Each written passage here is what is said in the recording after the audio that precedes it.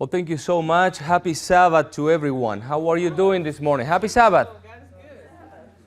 Thank you for inviting me, or thank you for accepting my self-invitation to come and be with you this morning. Let's put it that way. It's going to be more realistic. Thank you for allowing me to speak. And I'm an Argentinian guy. Spanish is my first language, so you're going to have to apologize. And if you don't understand some of the words, you can ask Frank.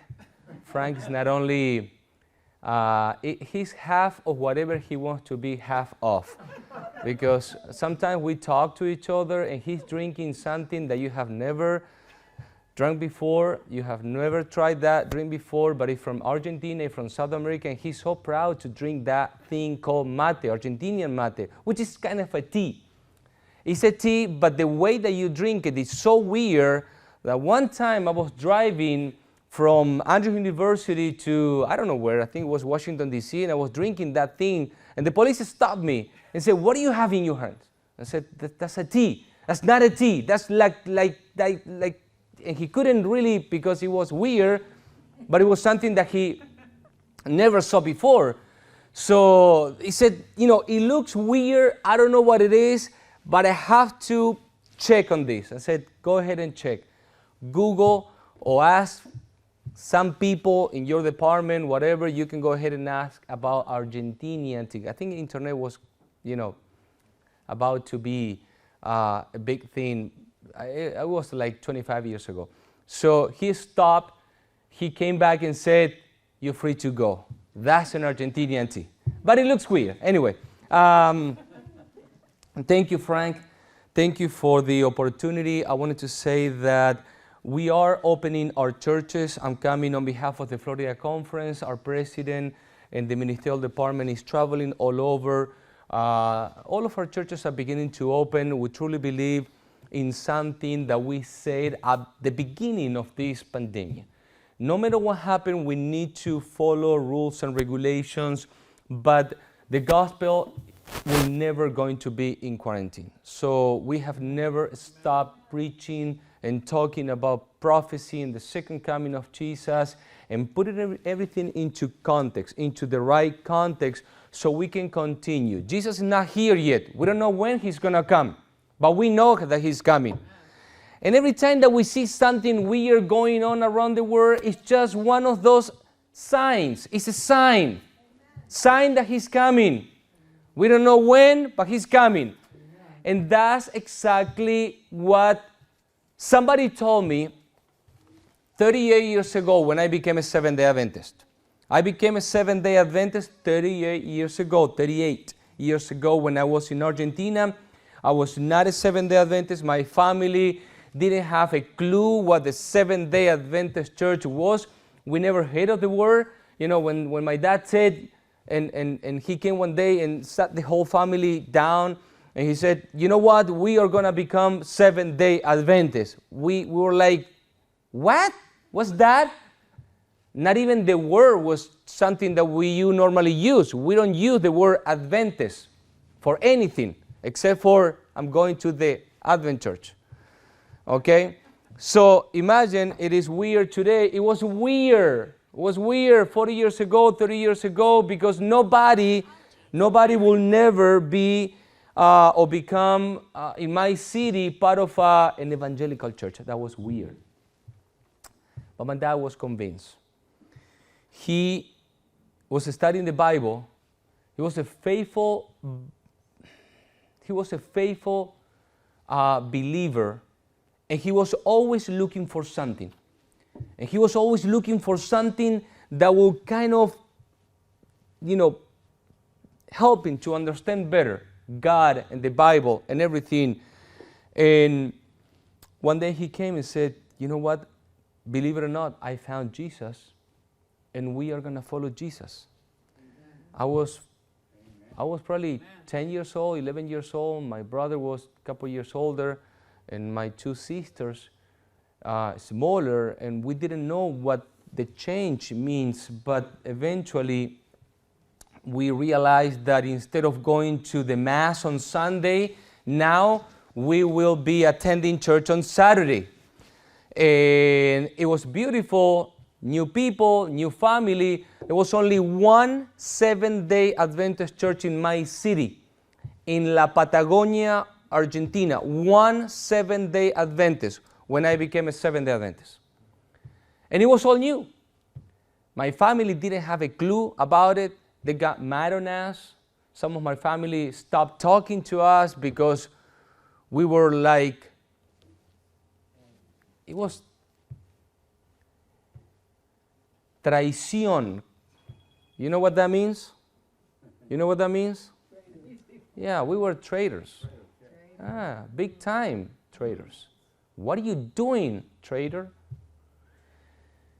But my dad was always repeating to the family, we found Jesus, we will follow Jesus. It was not easy for me 38, 40 years ago. It was never easy. It will never going to be easy. It was not easy 40 years ago. It is not easy today. You have no idea. Well, you know how hard it is to make somebody a believer. A believer. I'm not saying a Seventh-day Adventist believer. Just a Christian believer. And it's so hard today to believe in Jesus, to believe in God. It was not easy 40 years ago. It was not easy 2,000 years ago. It was not easy, and one of the things that we understand when we look at the Bible, that it was not easy for the Apostle Paul. He was traveling from one place to another on a mission. His mission was to persecute and to kill all of these new believers. Before they killed them, or before they punished them, or before they put them into jail, he was asking permission to bring them to Jerusalem so they can be an example for others that were trying to believe. So it was kind of by the year 33, he was going to Damascus and he got converted. And it was not easy. So after he got converted, the Bible says, and the study says, that he went north. And by the year 36, he was trying to come back, now with a mission, now clearing his mind. He spent 3 years studying and learning about Jesus and understanding what happened and what's going to happen now and how I'm going to preach the gospel, how I'm going to try to convince those that I was persecuting before. Now I need to convince them that I'm Christian. They don't have to fear me, but it's not going to be hard because, remember, Paul, one day, he was sitting down on a table, and one day he was studying the best methodology to persecute Christians, to make them refuse or retract the new Christian faith.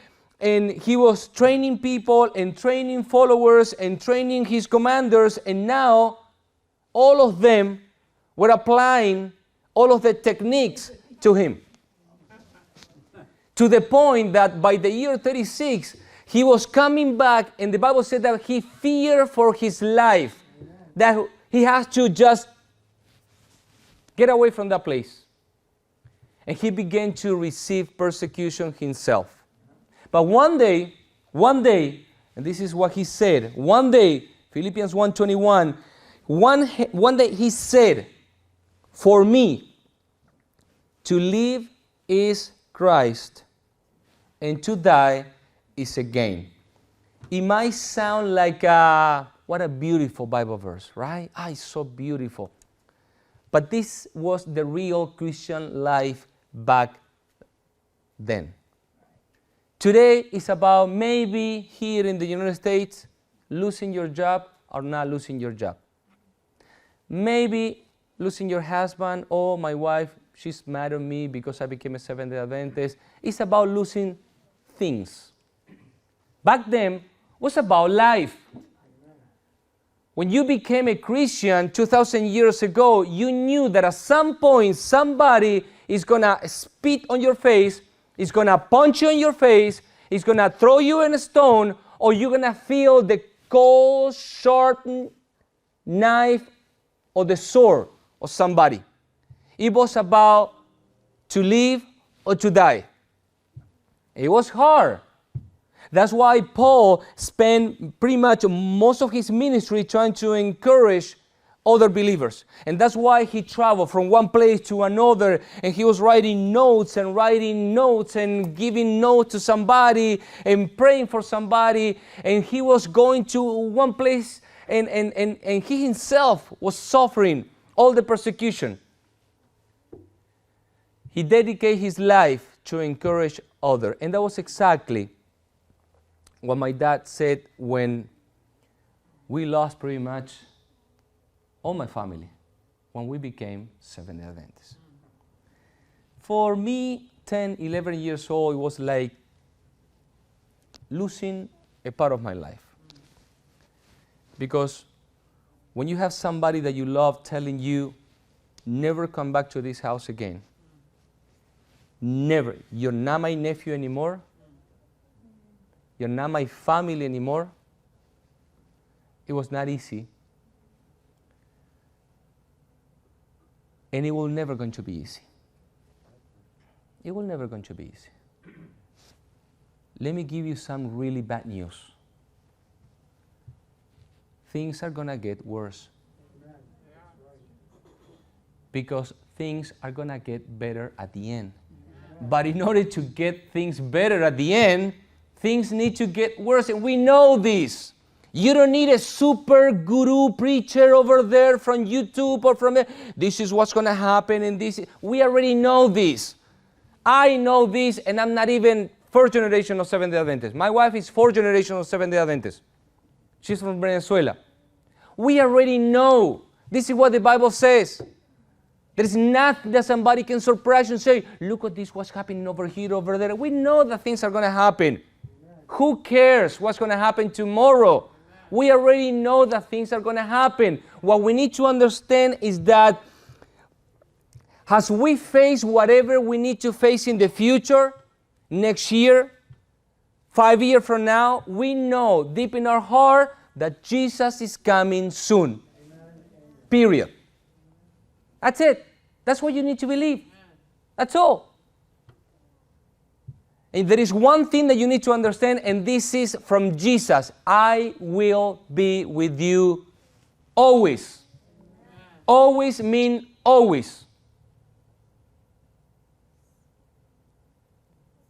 And that's all we need. And that's all we need. And we got to keep moving forward.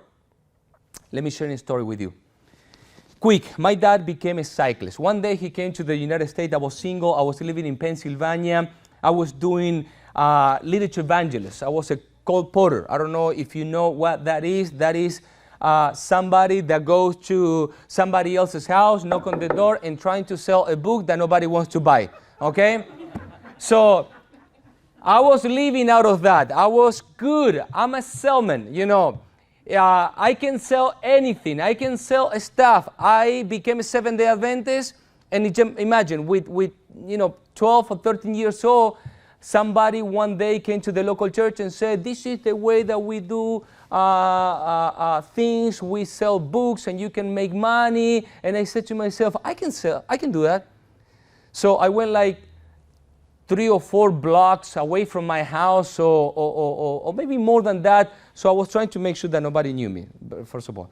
And I was knocking door, and I was making money when I was 12, 13 years old. Right 1 year, 2 years after I became a Seventh-day Adventist. So when I came to the United States, somebody said, Walter, what is it that you can do? I can sell. And can you sell here in the States? Well, let me learn, and I will sell. So I became an associate and then a director for colporteurs in Pennsylvania. I was selling books over there. I was, saving some money so I can go to the school and do my master's. My father came, and he came sick. He was 52, 53. He was already old. Sorry. I was young. I was 25, Now I'm 49. And, and now when I look back and I say, man, I'm young. I'm 49 years old. Man, I feel young. But when I saw my dad, I said, Dad, you're 52, 53. You got to take care of yourself, please. One day I'm going to marry, and one day I'm going to have kids, and I want my kids to enjoy a little bit of grandpa. So take care of yourself. And my dad said, I will. So he went back to Argentina. He bought a bicycle. And he started to ride, and one day he felt good, and he saw another bicycle that was better than the one that he had, so he sold that one. He got into this one. To make the story short, he ended up buying a road racing bicycle. And one day he began to ride harder and harder and longer. And he was 58, and he was 59. And one day he said, Walter, guess what? I'm going to get myself into a race at 60 years old. And I say, now you're crazy. You cannot race a bicycle. What? What? Don't tell me I can. Don't tell me, because I'm going to do it. And he did it. And he became an addict of road cycling. And by the age of 62, 63, he began to win trophies and trophies. And I got a beautiful picture in my house of my dad with his trophy. And he was so happy about it. And I was so happy because he was enjoying life. My dad called me one day and said, son, get a bike. And I said to my dad, no way, that is too hard. I'm an Argentinian guy. I'm a soccer player by nature. I'm going to watch soccer and playing soccer until I die, until one day I was playing soccer over here and somebody kicked me so hard that I almost lose all of my front tooth. So that day my wife said, you will never going to touch a soccer ball again. And that was when I called my dad and I said, I need a bicycle. But you know what, Dad? I told him, I'm old. I'm 45 years old. I'm an old person. How in the world I'm going to get a bicycle and start riding? And I don't want it to ride. I like sports and I like to compete, but I'm old. And he said to me, Walter, riding a bicycle is like following Jesus. That was weird to me. And he said that to me, and he told me 3 things. I'm going to tell you 3 things. Find a good will. Follow that will. Do not let go. 3 things. It's not just a will, he said. Number 1, find a good will. It's like following Jesus. Remember when I told you we found Jesus, we follow Jesus, we don't let go Jesus? Remember when I told you that? Remember when we became Seventh-day Adventists and it was so hard at the beginning, but I was repeating to the family all the time, we found Jesus, we are going to follow Jesus, we are going to learn about Jesus, we are going to study the prophecy, and we are going to hold into Jesus, and we are not going to let go Jesus, no matter what. He told me that. And one day I was so mad in Pennsylvania because I couldn't get into the school. I couldn't get into Andrews University. And I was discouraged and I was like, I'm going to give up. And my dad called me and said, Walter, remember what I told you when we became Seventh-day Adventists.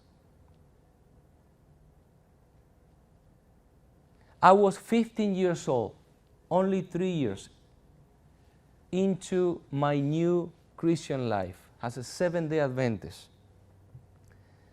And I decided to go and study. And I had to travel almost 1,000 kilometers without having the money. I don't know how you call it, but in Argentina back then we used to travel by doing this signal to hitch hiking. And I did it with 15 years old. One night, the first night, I was by a gas station. I took a picture with my daughter 3 years ago when we went back to Argentina, and I said, in this place, I made a decision to follow Jesus. It was so cold. It was at night. I was by a gas station, and I called into God and I said, if you really exist, if you are real, help me find somebody that will take me to the school. I will go car by car, asking for somebody to drive me at least 200 kilometers closer to the school. My dad didn't have the money to pay for the fare. We barely had the money to study. And that night, I called into Jesus. I was 15 years old. And that day, I made a decision to follow Jesus no matter what. Just imagine.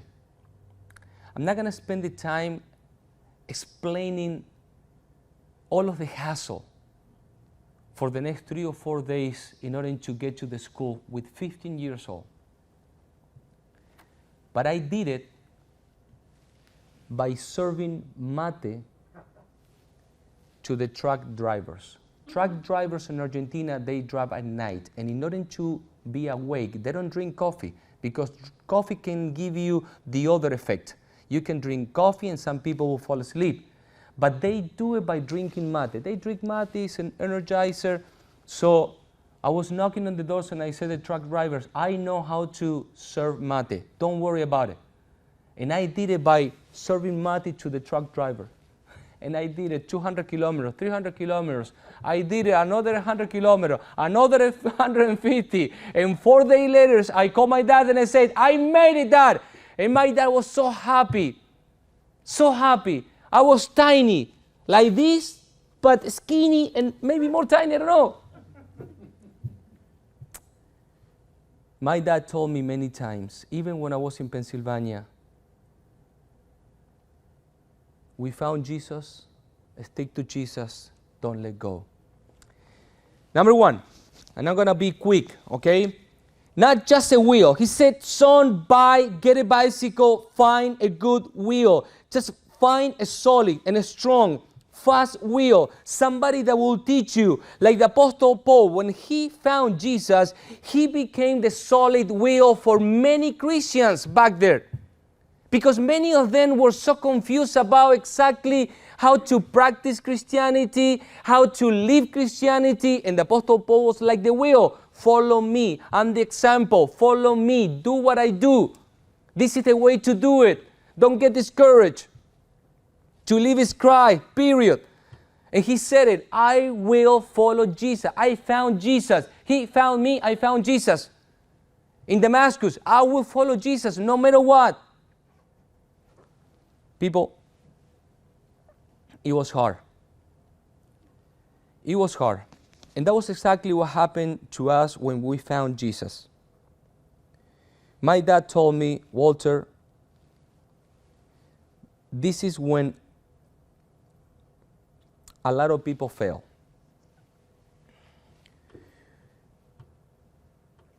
People love to follow Jesus, but sometimes it's hard. And he told me, number two, remember, do not let go, because it's not easy. And sometimes it's hard. Do not let go. Follow, do not let go. Follow Jesus, do not let go. You know, in cycling, you're going to see the cyclists following one after the other, okay? And they do it in purpose, because the one that is in the front is carrying the wind. The one that is right behind, the second one, is probably producing between 20 or 25% less effort than the one in the front. The third cyclist, probably at 30% less. From the four cyclists and down, they're probably up 40%, 45% less effort. The one that is in the front is the one that is pretty much killing himself. If the one in the front is at 160, 170 beats per minute, heart rate, the fifth cyclist is probably at 130, 140, saving energy. And my dad told me, follow somebody that knows like we follow Jesus. Remember what I told you? Follow Jesus. Do not let go. The Apostle Paul dedicated the rest of his life to teach about Jesus and to encourage the young believers to remain faithful. And all the time he was presenting Jesus. Please look at Jesus. It's not about how we begin in Christian life. It's how we follow Christian life.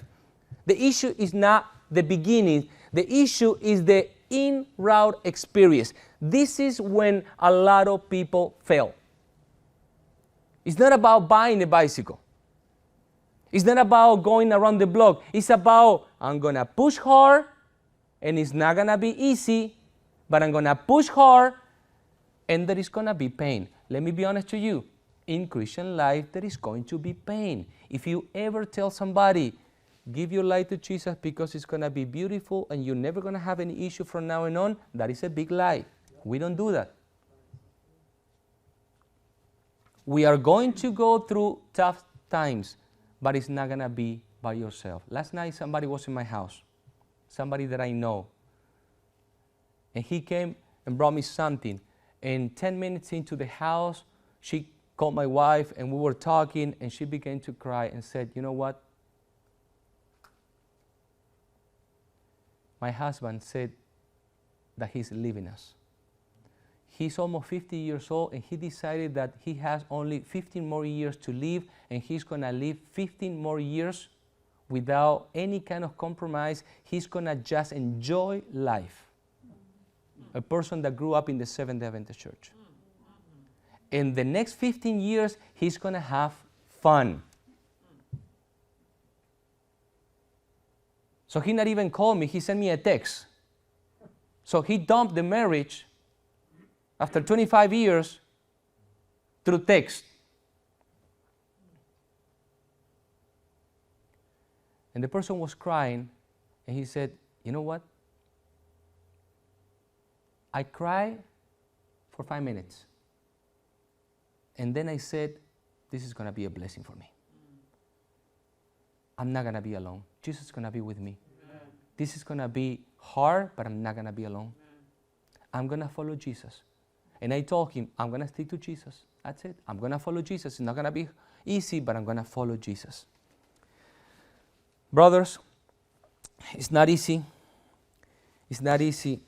But this is what Paul says in 2 Timothy 4:7. I have fought the good fight. I have finished the race. And I have remained faithful. Faithful. And that's what my dad said. Walter, no matter what's going on, no matter what's going to happen, no matter how hard the situation is, just follow Jesus. It's like cycling. You know what? Every 2 seconds, somebody buys a bicycle. Let me go fast on this one. Every 2 seconds. In fact, most of the bicycle companies in the United States, they ran out of sizes. Because people with COVID and all of that, they just became cyclists, all of them. And they're like 3 months behind production right now. There are more than 17 billion bicycles. And some people are posting pictures all over with their bicycles. Guess what? Most of them are going to ride 1 time, 2 times, but it is too cold, it is too hot, it is too humid. Oh, that little hill over there is killing me. I'm sweating like a pig. Oh, it's too much suffering. Oh, I tried, Pastor. I bought the bicycle right there, $1,000, and it killed me. It was so hard. I can't do it anymore. They're selling bicycles now, used bicycles on Facebook Market all over. It's not about buying the bicycle. It's not about the baptism. It's not about the beautiful picture of day one. It's about the in-route experience. It's about 5 miles, 10 miles, 15 miles, 60 miles on the bike, 160 miles. A couple years ago, a friend of mine, a pastor, he came to me and said, Walter, you have 1 year of training. Let's cross Florida. 168 miles from Cocoa Beach to right here, 15 minutes north from this place. 168 miles. And said, are you crazy? Don't worry, I'm going to help you. So I went to the race or the ride with two things in mind. Remember what your dad told you. Find a goodwill, don't let go. That goodwill was my friend, the pastor. He was like, Walter, let's do it. Walter, we're going to be able to do it. Follow my lead. Follow my voice. Just stick right behind me. I'm going to help you. I have done this 3 times. Don't worry. Just follow my lead. I'm going to get you to the other side of Florida. Just follow my lead. And I did it. And he was like, Walter, it's just 40 miles. Come on. Walter, we got 80 miles. Walter, 100 miles. Walter, come on, keep pushing. 120, 140, 168. I saw my family right here with a big sign. Congratulations, Dad. It was fantastic. And that was exactly what I told my dad 2 months ago when he called me and said, son, the cancer is killing me. 3 months ago, they called me from Argentina and said, cancer is eating Dad's arm. They're going to have to amputate the arm. When I called my dad, he was crying. 77 years old. He was crying. 2 years ago, I went to Argentina with a new bicycle for him. We rode together. He was so happy that I was riding, and we were having fun riding bicycles. He was making plans to come over here and ride with me. And now he was crying and telling me, Walter, they're going to cut my arm. The cancer destroyed the whole bone right here and the elbow and everything. And I said, Dad, remember what you told me. Remember what you told me when I was a young kid and when I was going to the school, when you left me in that runabout and you were crying and you told me, I cannot pay you for the fare, but trust Jesus, you're going to get there. Remember when you called me when I was in Pennsylvania and you told me, do not let go. Follow that wheel. Do not let go. I'm going to tell you right now, Dad. Do not let go now. I need you right now. Do not let go. So this is what you're going to do. I don't know if God is going to give you 1 month, 1 week, 1 year. I don't know exactly how long you have. I have no idea. You are going to talk about Jesus to every single human being that will be in contact with you until your last breath. And he promised. And he was getting himself into the surgery. He was talking to the doctors. He was talking to the nurses. He was talking to my cousins now. He was talking to everyone. Of course, everyone loved now. Walter is a pastor. All my family finally said, hey, being an evangelical is not that bad. The family is more united than ever before, and my dad is preaching to every single one of them. Amen. Cancer is killing my dad right now. And I was able to get my plane ticket. I'm going to go to Argentina next Monday. It's easy to go to Mars than to go to my city in Argentina. It's easy to get to the moon than to get to see my dad, but I'm going to make it. I'm going to make it. Brothers,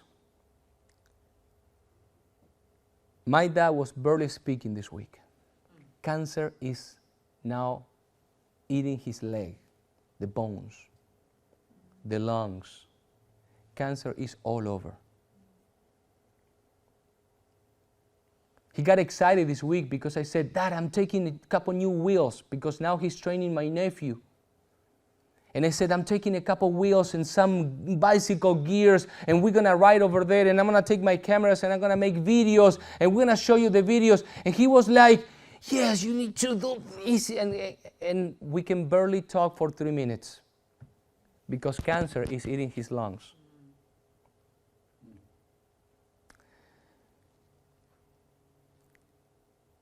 Keep fighting the good fight, Dad. Remember what you said. We found Jesus. We followed Jesus. Do not let go. Whatever is going on in your life right now, whatever you're fighting, do not let go. Do not let go. I don't know what's going to happen. I don't know what's going to happen tomorrow. Do not let go. We found Jesus. We're going to follow Jesus till the last breath. For to me, to live is Christ, and to die is gain. Do not let go. This is my message to you. And praying for me as I get ready for this journey to go and see my dad.